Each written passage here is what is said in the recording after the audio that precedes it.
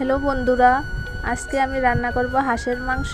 হাঁসের মাংস তার জন্য লাগবে আলু, আদা, রসুন, পেঁয়াজ। দেখো এক নিমিষে সবগুলো কেটে নিয়েছি। তারপর আলু, পেঁয়াজ, লঙ্কা গুঁড়ো, ধনে গুঁড়ো, জিরে গুঁড়ো সব কিছু দিয়ে আমি মাংসগুলো মেখে নেব।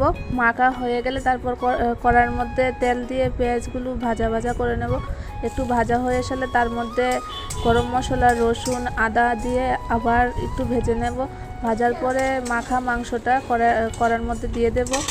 মাংসটা একটু হয়ে সালে তার মধ্যে লবণ দিয়ে আবার একটু নাড়িয়ে নিলাম, নিয়ে একটু ঢাকা দিয়ে দিলাম।